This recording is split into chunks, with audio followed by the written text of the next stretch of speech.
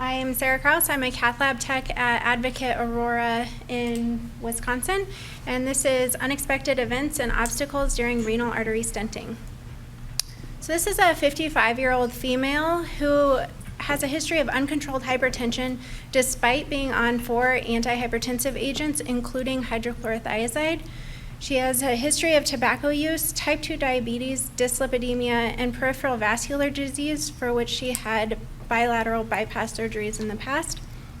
She presented to us with increasing chest tightness, shortness of breath, claudication bilaterally, and a chronic right foot non-healing ulcer. She was taken to the cath lab for coronary angio, and it was found she had significant stenosis in OM2 and her RCA, for which she underwent successful PCI. However, she continued to have significant shortness of breath and uncontrolled hypertension. They did a CT, which showed significant left renal artery stenosis, and she was referred to us for renal artery stenting. Our initial angiography of the right renal showed no obstructive disease. The left renal artery, you can see there's about 75 to 80% proximal disease. On catheter pullback, we measured the gradient. It was 35 to 37 millimeters of mercury. So we decided to proceed with intervention.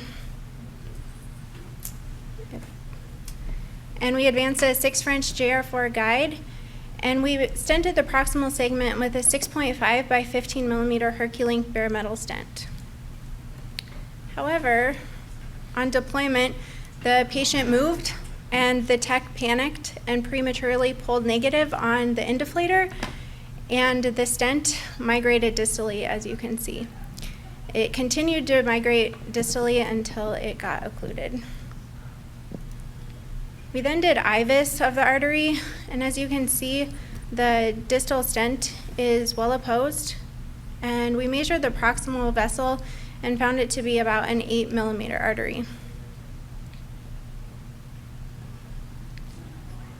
At this point, we decided to stent the proximal segment with an 8 by 19 OmniLink bare metal stent. This required that we upgrade our system to an 8 French, and we advanced an 8 French JR4 guide. When we were advancing the OmniLink stent, the distal tip of the stent got damaged, and the whole system got kicked out of the artery and resulted in significant dissection of the renal artery with limited to no flow to the kidney. At this point, we determined the true lumen was the lower portion, which accounts for about 1% of the true lumen. We then quickly accessed the true lumen with a Pilot 200 wire and inflated multiple balloons in order to restore blood flow to the kidney as soon as possible. We then decided to deploy a 7 by 18 millimeter Herculink bare metal stent in the proximal portion, and we post-dilated aggressively up to 8 millimeters. After we deployed the stent, we still had significant dissection. So at this point, our challenge was finding a stent that could accommodate the distal and proximal vessel and that was long enough to overlap. At this point, we didn't want to deploy 2 extra bare metal stents to create more metal in this artery. So we decided to deploy a 6/8/30 exact carotid stent, which filled our gap, and there was good overlap with the distal and proximal stents. And as you can see, complete resolution of the dissection. Final angiography revealed 0% residual stenosis and brisk flow into the kidney. Creatinine remained stable at 1, 2, 5, and 30 days post-procedure. The patient reported that there was complete resolution of her shortness of breath, and blood pressure was now able to be controlled on 3 antihypertensives. Take-home messages: definitely communicate with your patient intraoperatively in such procedures as this. Have the patient practice holding their breath, holding still before you deploy the stent.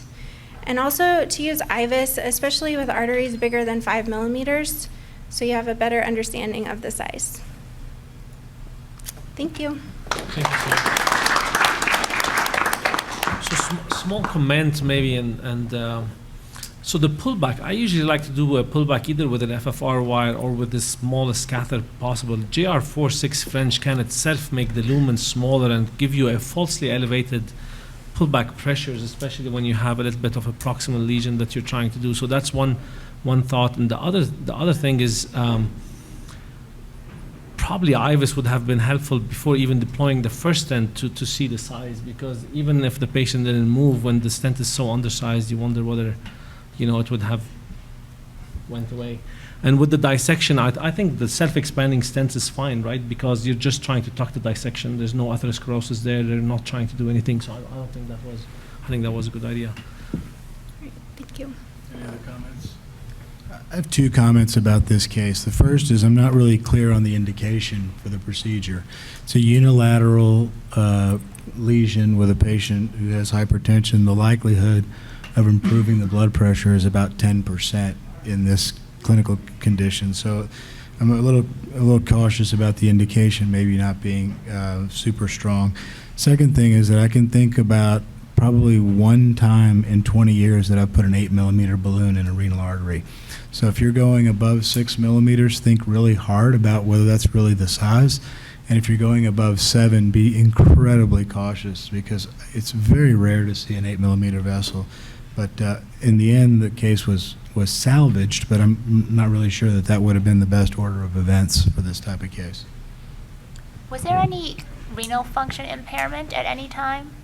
No. The creatinine was it normal to begin with? I believe yes, the creatinine was. And then, like I said, at 1, 2, 5, and 30 days post-procedure, creatinine remained stable. I think you guys did a great job salvaging the case, and I think, I agree that the bare metal stent at the origin of the renal artery is what we all do, but once we get out of that origin, we've definitely had bare metal stents that, the renal artery is tortuous, it looks a little bit kinked there, then we usually extend it with a self-expanding. So I think that's totally reasonable. All right, perfect. Thank you.